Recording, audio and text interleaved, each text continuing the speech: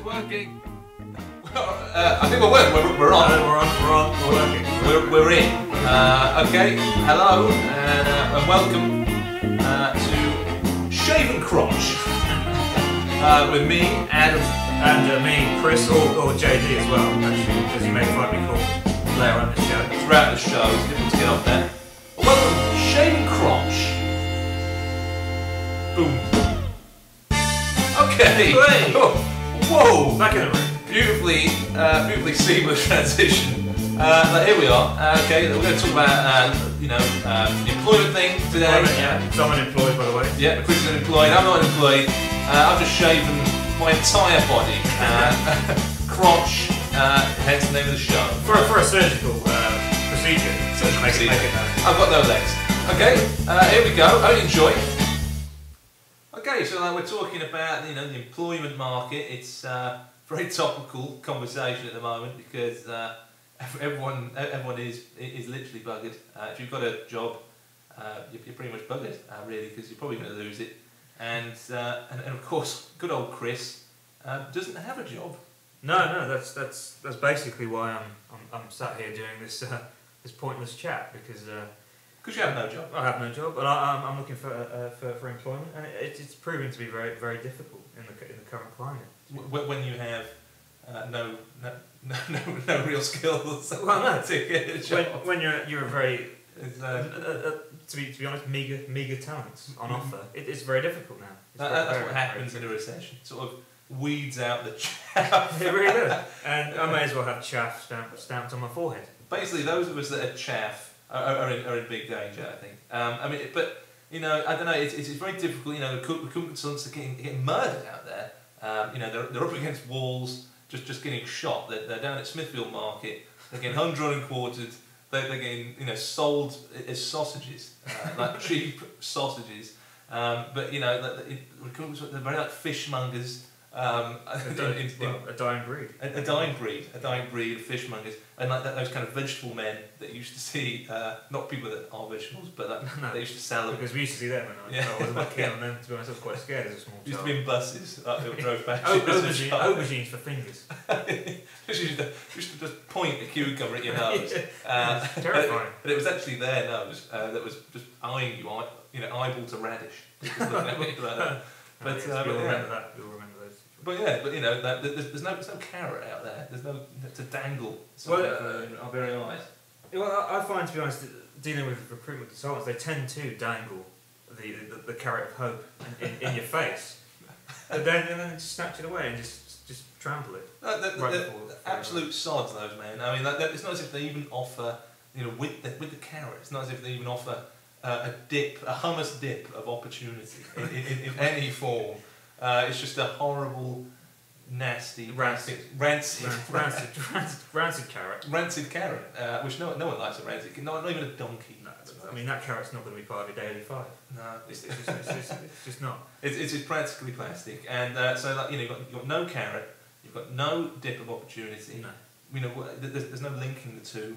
No, it's very difficult. You're on the outside. To me, recruitment consultants are basically vultures of human misery. To be honest, vultures of human misery, hanging plastic rancid carrots with no dip of opportunity. Although, having said all that, we do know a recruitment consultant. He's a very nice man. He's a lovely man, in fact. Yeah. Ricky Arnold. He's a lovely guy. He is a recruitment consultant, but he does have a shaven crotch. He does have shaven genitalia, yes. Which is probably very smooth. Like many other recruitment consultants, in a very sort of horrible way, they're very smooth. Yes. But he substitutes that very nasty, kind of smooth, over the top inner kind of smooth. Yeah, he does it on the outside. He does it on the outside, and it is like a barrier to being a carrot dangling vulture in front of the unemployed. Well, yes, I would think so. It's like a shield. It's like a shield, yeah. I think. Yeah, and so but it's a lovely shaven crotch. Yes, it is. But what he does, well, in fact, he doesn't do it. I don't know why I mentioned what Ricky does, but what we wanted to talk about was the whole idea of how we could get JD a job. How do we get him a job? full stop, really. It's going to be difficult. Because like Ricky Arnold can't do it, no one can do it at the moment. No, It's very tough. Because we heard about a guy who sent in a balloon with his CV printed all around the outside. Yeah. Very inventive, sent it to Google, sent it to the MD, and got a bloody job. I mean, it's that annoying thing you always bloody hear about people with a multitude of talents, using them effectively and gaining employment. Yeah, not just sitting on their arse moaning and just indulging in pointless chatter. Pointless chatter. They're actually just proactive. Exactly. Yeah. So how can we get JD or Chris to use his talents and to communicate CV within those talents? Because basically I've got a big interest in the music industry. And what I thought of doing was sending my... You like listening to music? I like listening to music, and yes, and I thought I'd record my CV in a musical fashion. I was thinking perhaps folk rock, maybe.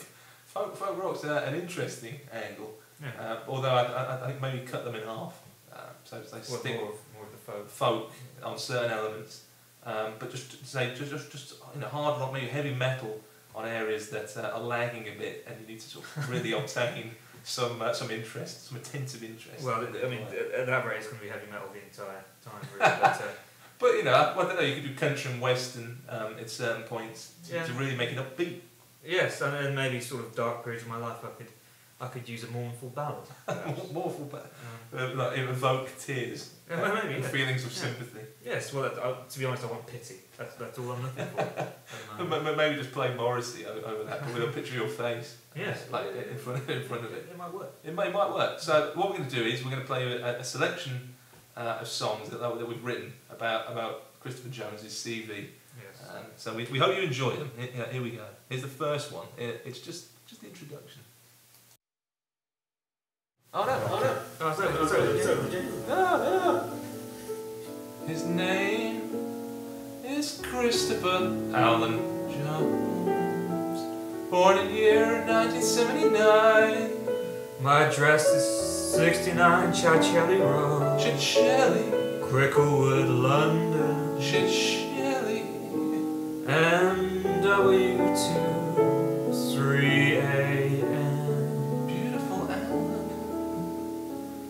His marital status, he's living with a partner, but he ain't gay. I was educated at White Cross High, got 9 GCSEs. Sadly, they were mainly C's. Sadly, all mainly C's. He has a GMVQ, a Mickey Mouse, qualification in IT. And then on to the University of the West of England, poor man's Bristol, where I got a degree, a third class degree in computer science.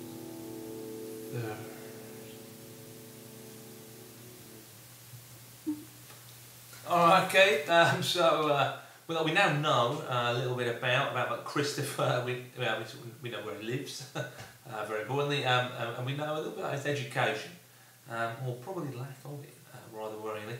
But I mean, in all these CVs, modern CVs, we need a mission, so we need to know who the hell Chris is. I mean, just who are you, Chris?